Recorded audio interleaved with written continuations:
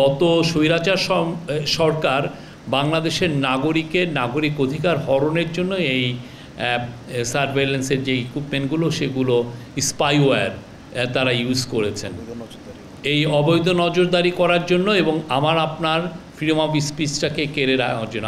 আমরা যে কনস্টিটিউশনে আমাদের যে গোপনীয়তার যেই রাইটটা দেওয়া হয়েছে সেটাকে তারা খর্ব করেছেন। তো সেইটার উপরে একটা কমিটি করে দেওয়া হয়েছে যে এটাকে ইনভেস্টিগেট করার জন্য, যে কত টাকার কত মিলিয়ন ডলার এটা কেনা হয়েছে এবং কোথা থেকে এইগুলো কেনা আছে। অলরেডি যে রিপোর্টে এসছে যেগুলো অনেক কিছুই ইসরায়েল থেকে কেনা হয়েছে। তো এই পুরো বিষয়গুলো তারা খতিয়ে দেখবেন, সেগুলোর উপরে এটার প্রধান থাকবেন হচ্ছেন আমাদের special adviser on post telecommunication and ICT affairs Faiz Taiyeb Ahmed.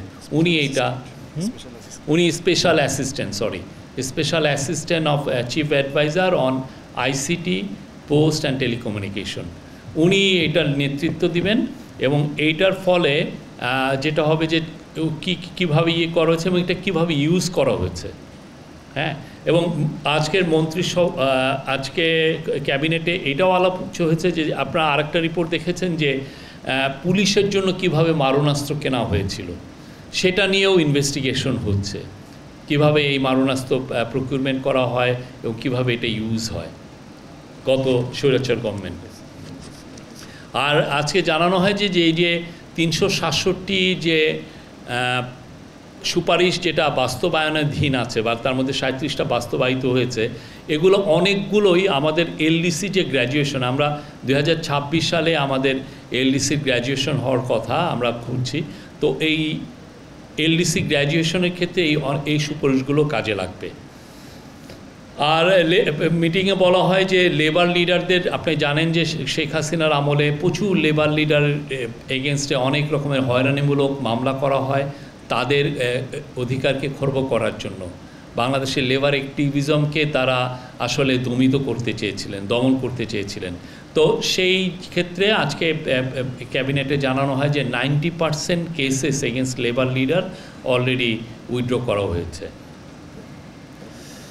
R public procurement নিয়েও কথা হয়েছে যে পাবলিক প্রকিউরমেন্টের নতুন একটা অ্যামেন্ডমেন্ট করা হয়েছে এবং এটার একটা নতুন যে ড্রাফট করা হচ্ছে এটা সব মন্ত্রণালয়ের মধ্যে এটা শেয়ার করা হবে এবং এটা নিয়ে খুব দ্রুত এটা একটা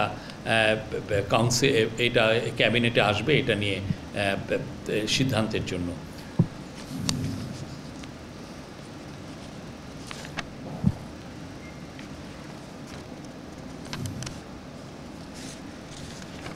এই ছিল আমাদের আজকের এই বিষয় নিয়ে আলাপ। আর অন্যান্য বিষয়ে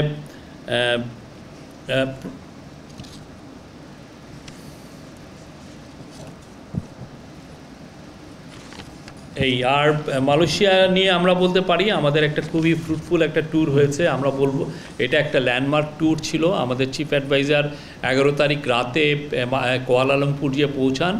তার 12 তারিখে তার সাথে বায়োলেটারাল মিটিং হয় মালয়েশিয়ার প্রাইম মিনিস্টার দাতু সেরি আনোয়ার ইব্রাহিমের সাথে, এবং সেই সাথে মালয়েশিয়ার অনেক মিনিস্টার ছিলেন ওই মিটিংয়ে। এবং এটা খুবই আমি বলবো যে ফলপ্রসূ একটা ট্যুর হয়েছে এবং এর ফলে বাংলাদেশ এবং মালয়েশিয়ার মধ্যে যে অলরেডি একটা ফ্রেন্ডলি রিলেশনশিপ আছে সেটা আরও শক্তিশালী হলো এবং আরও নতুন উচ্চতায় উঠল। নিউ ইয়র্ক থেকে সম্প্রচারিত TVN 24 টেলিভিশন বিশ্বজুড়ে বাঙালির কণ্ঠস্বর।